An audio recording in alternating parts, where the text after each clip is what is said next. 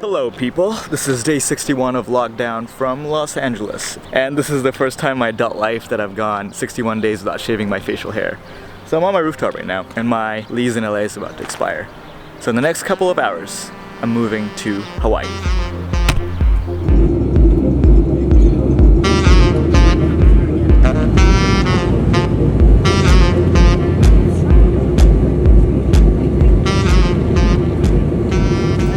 Okay, so I just got to my hotel room here in Waikiki, and this is where I'll be staying for the next 14 days, and I'm not allowed to leave this room.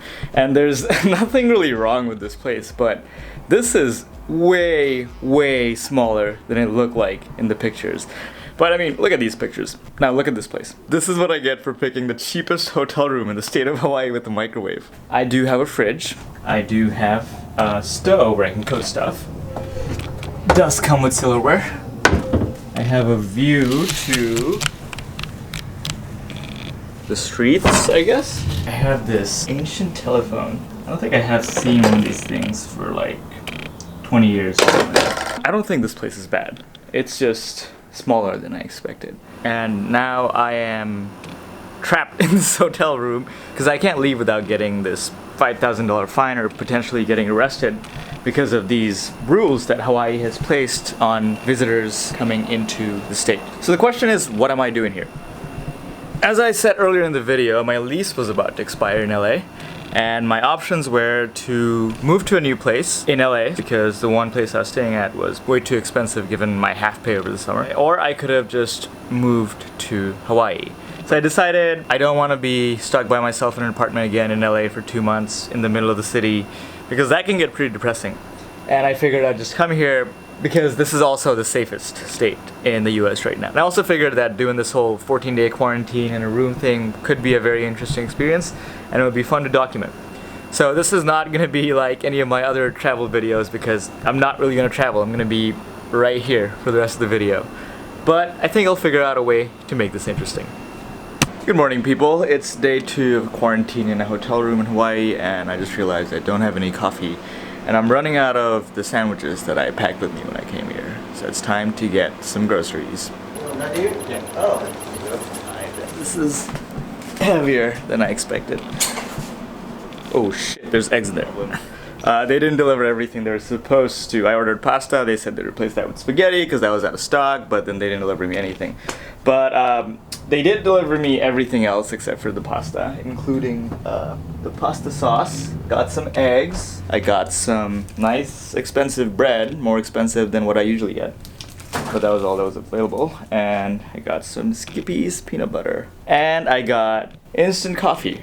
Now, everyone likes to hate on me because I like to drink instant coffee sometimes, but it's not bad. Come on, give it a shot before you tell me it's horrible. I do like good coffee too, but instant coffee's not bad at all. I have these oven roasted almond nuts that my mom ordered for me in mass when the lockdown started because she was freaking out that I'd run out of food, and then she just ordered a bunch of food, or mostly just nuts, and sent it to my place. So I had to pack all these nuts with me and bring them with me to Hawaii. Alright, so my second round of spaghetti arrived. So this is the first time I'm cooking anything since I was in a hostel in Stockholm last summer where they had free pasta, and I made a lot of pasta. Now, I like to think that I am a responsible adult that makes responsible decisions in a lot of ways, but meal preparation is definitely not one of those ways. I will partially blame that to me being lazy, and partially to me growing up in a country called Bangladesh where most people, even educated people, don't know shit about nutrition. My mom is a highly educated woman, but she told me that I should stick to eating noodles or ramen a lot if I wanted to save money in college. So I was doing that 2 or 3 times a day when I started college. Thankfully, other people in my dorm common room saw that and they freaked out because they thought I was gonna die of a salt overdose or something like that. And that was the first time in my life that I learned that you could have too much salt in your diet, and that's bad for you. Anyways, I think my food is almost ready. So I made myself some pasta with pasta sauce and boiled eggs. I definitely messed this one up. It's nothing too complex, but I'm a simple man and this makes me happy.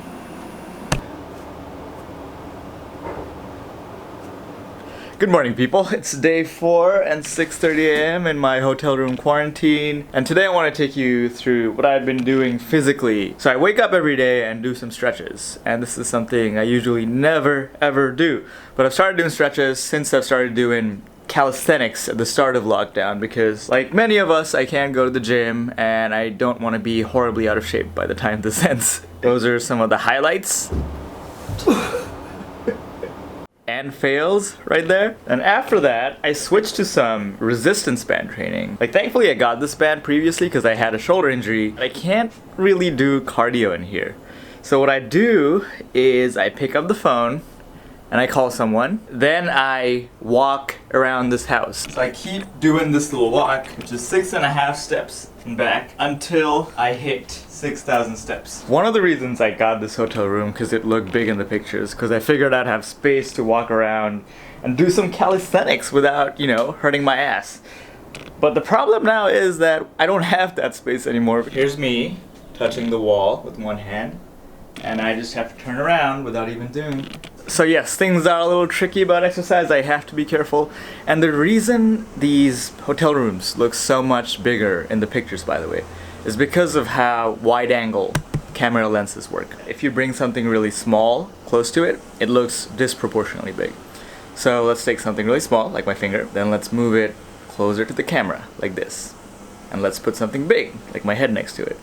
Someone who doesn't know this is a wide-angle lens might think these two are the same things. Does that remind you of something?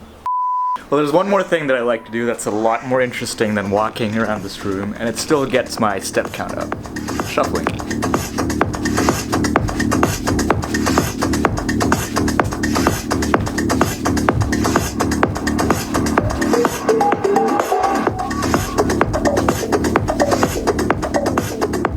Well, I don't think I've ever really talked about this on this channel, but pretty much everyone that has known me for the last couple of years knows how much I love electronic music, mainly techno, and they pretty much know me as the guy that's dancing all night.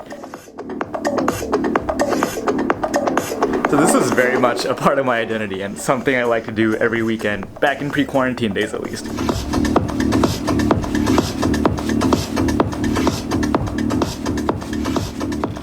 Alright, so that's what a in-hotel room workout looks like. Except for that, the AC is usually on. Turn it off because it's loud. I also usually don't have any pants on because I only bought so many pairs of shorts that I can't get dirty right now. But I put some shorts on for this video because I don't think this is the point where I should start my career as a cam model. What's up, people? It's day 9 here, and today is a very special day because it's Eid right now in Bangladesh. For those of you who don't know what that is, it's the biggest holidays for Muslims or in Muslim countries in general. But it's much bigger than a religious holiday. It's just as big culturally as it is from a religious perspective. So I've been getting Eid Mubarak, which sort of translates to Happy Eid, messages from all of my distant relatives and friends for the last 5 or 6 hours. Now I was supposed to be back home this year to celebrate Eid with my family, but since I can't do that because of the pandemic and all, we figured the second best thing to do would be for us to have something similar to a traditional Eid meal together, but over Zoom. So I couldn't find any Indian restaurant that I liked around here. So I got some food from Denny's, and we're all gonna sit down, 2 p.m. Bangladesh time, 10 p.m. Hawaii time, because I'm 14 hours behind that, and we're gonna have a meal and pretend like everything's normal. My food is here. It smells so good. It smells like French fries. So I cheated. I already ate all the French fries, but I still have my chicken skillet and my chocolate milk. Wow, my laptop's Okay, we have some technical difficulties, but I'm gonna put the camera down and get started on the food and everything else.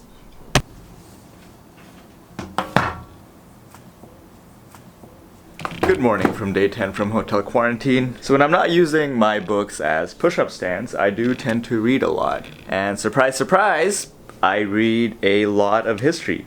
Right now I'm reading this huge book on Balkan history that I've been reading for a while. This book called Lenin's Tomb, The Last Days of the Soviet Empire. This book on the gypsies of Europe. and another one on Bloodlands, which is the parts of Europe between Hitler and Stalin, how they're affected. So if you've been following this channel for any amount of time, the part about me reading a lot of history books shouldn't come as a surprise to you. What might surprise you is that my favorite kind of history is not necessarily the Mesoamerican stuff that I cover or classical period history. It's more of what happened in the 20th century.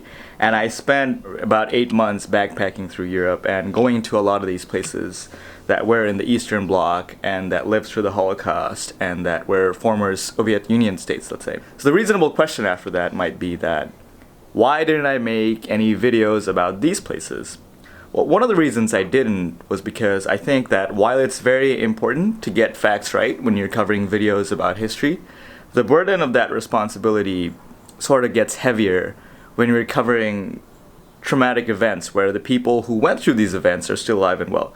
So that sort of stopped me because I was afraid to get things wrong. But I've come to realize that after as much as I've read on these issues, whatever content I can add about these issues would probably forward the discussion in the right way. And I'd be bringing awareness to things that definitely need more awareness. So next time going back, I'm definitely making more videos. Will probably be more Bald and Bankrupt style videos than heavily edited ones like the ones you see. And you also might be thinking why I'm reading so much sad stuff. The reason for that is a deep one. I believe in my core that when we suffer as people, we have a chance to learn something new about the world, be it about ourselves. And when people have gone through these times of mass suffering like the Holocaust or post-communism or communism itself, a lot of people have learned a lot of valuable lessons that they have tried to pass on to us. And now it's on to us to learn about these things, to make life better for ourselves and for everyone else in the world.